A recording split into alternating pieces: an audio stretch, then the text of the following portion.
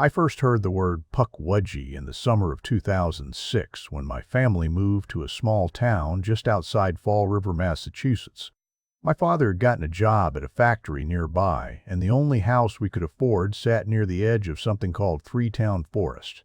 At the time, I didn't think much about the name. It was just woods to me, tall trees, quiet trails, and the kind of dark green shadows that made the air feel cooler even on hot days. I was 16, bored and curious about everything. My younger brother Caleb was 12, and to him the forest felt like an adventure waiting to happen. The house itself was old but sturdy, 2 floors, faded gray siding, and a back porch that looked straight into the tree line. From that porch, you could see how the forest started almost politely at first, thin trees and scattered brush, before turning thick and dark farther in. The locals said the woods went on for miles. Some parts had trails people used for hiking.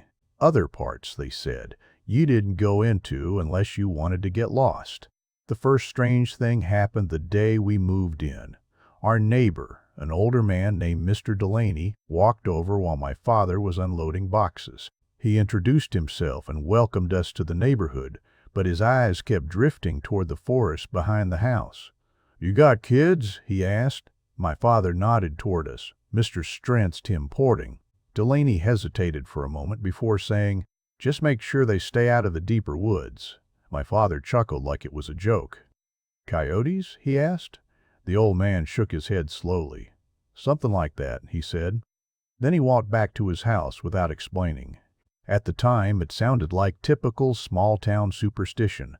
Every place has its local ghost stories. But within a week, the word started coming up again. Pukwudgie.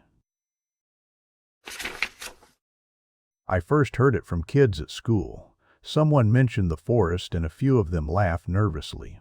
"You live near there?" one girl asked me. "Yeah," I said. "Why?" She looked at the others before saying quietly, "You ever heard of the Pukwudgies?" The way she said it made the room go quiet for a moment. I shook my head. "They're like little people," another kid said, "but not friendly ones." Everyone laughed after that, but it wasn't the kind of laughter people use when something is actually funny. It was the kind people use when they're uncomfortable. According to them, the Pukwudgies were creatures from old Wampanoag legends. Small, gray-skinned things that lived deep in the woods. They could appear and disappear whenever they wanted. Sometimes they would lure people deeper into the forest. Sometimes they would push them off cliffs, and sometimes they would just watch.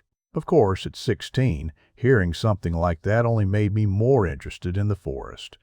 A few weeks later, Caleb convinced me to go exploring with him. It was late afternoon when we stepped into the trees behind our house. The forest smelled like damp earth and pine needles. Sunlight broke through the leaves in thin golden beams, and the deeper we walked, the quieter everything became. At first it felt peaceful. We followed a narrow trail that wound between large rocks and thick roots. Birds chirped somewhere above us, and the occasional squirrel darted through the branches. Then Caleb stopped walking. "Did you hear that?" he asked. "Hear what? Like a whistle?" I listened for a moment. "Nothing.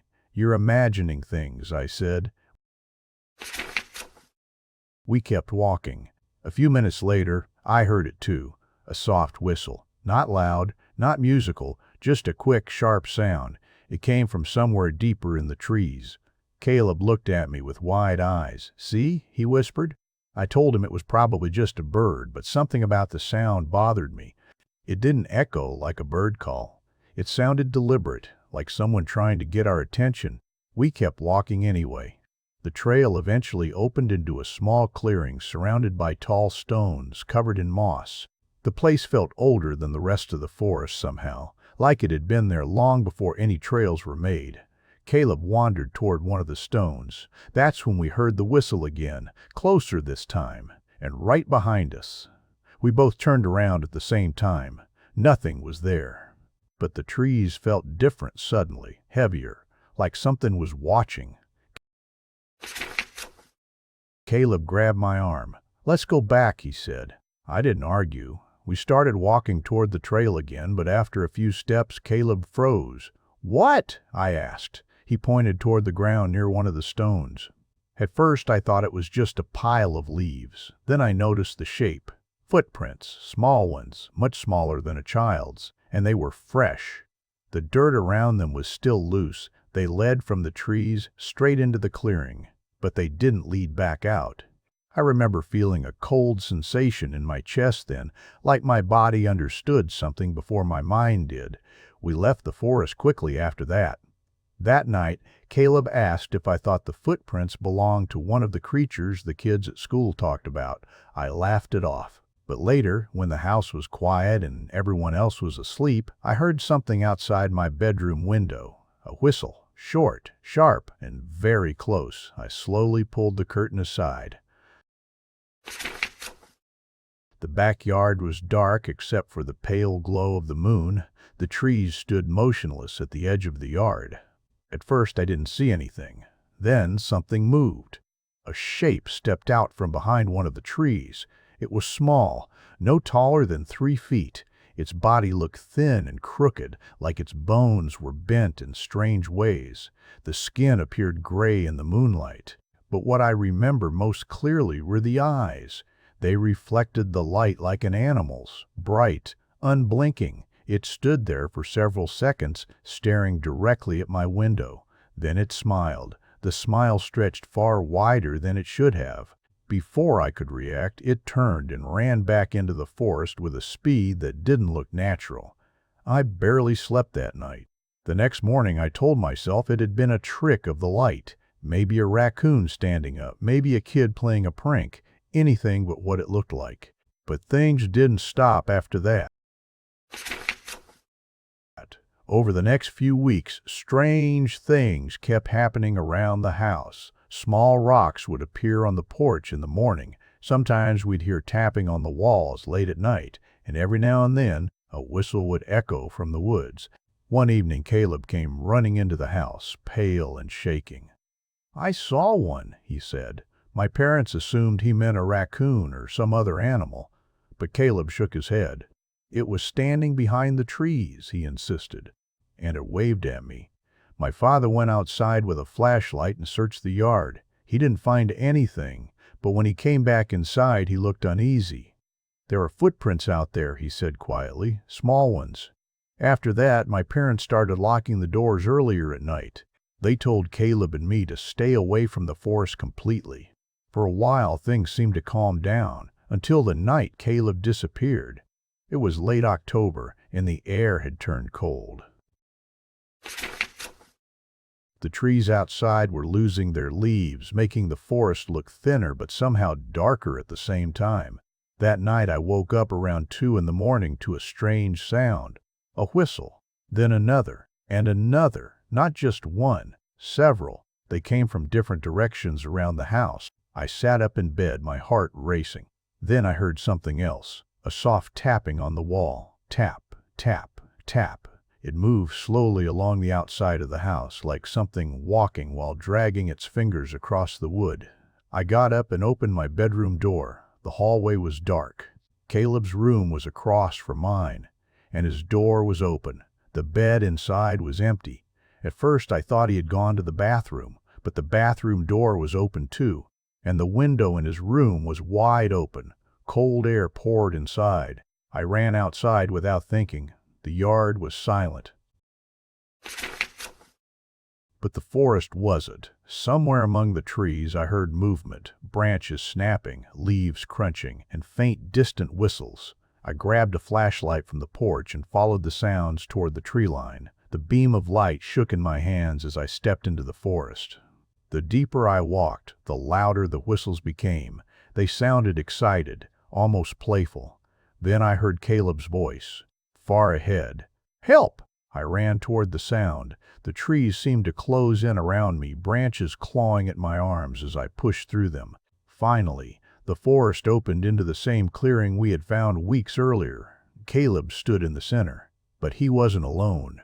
5 small figures surrounded him. They were exactly like the creature I had seen outside my window. Crooked bodies, gray skin, long arms with sharp fingers.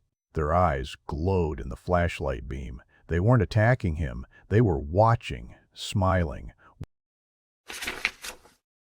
One of them turned toward me slowly. Then it let out a whistle. The others answered. And suddenly they all began moving at once. Fast. Too fast to follow. The flashlight beam jumped wildly as I tried to keep track of them. They darted between the trees like shadows, laughing, whistling, circling us. Caleb grabbed my arm. "Don't let them separate us," he whispered. We backed toward the edge of the clearing together. One of the creatures stepped out in front of us. It tilted its head and smiled. Then it raised one long finger and pointed deeper into the forest, almost like it wanted us to follow. When we didn't move, its smile slowly disappeared.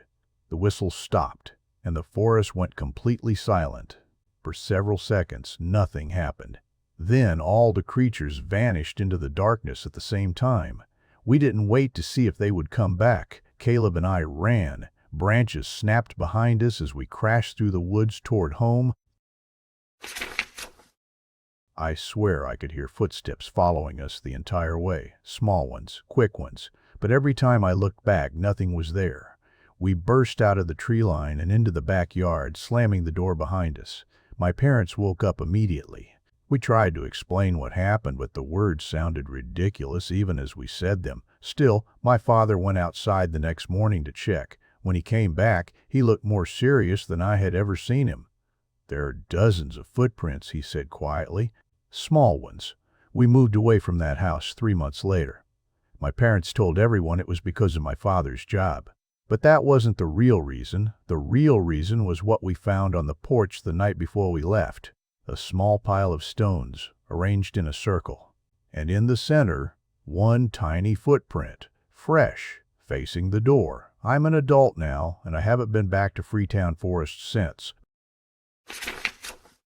But every once in a while, when I'm alone late at night, I hear something outside my window, a short whistle, sharp, deliberate, like something is still trying to get my attention. And sometimes I wonder if leaving that forest didn't actually mean we escaped, because the legends say something about Pukwudgies that most people forget. If one of them notices you, they don't always stay in the woods. Sometimes they follow.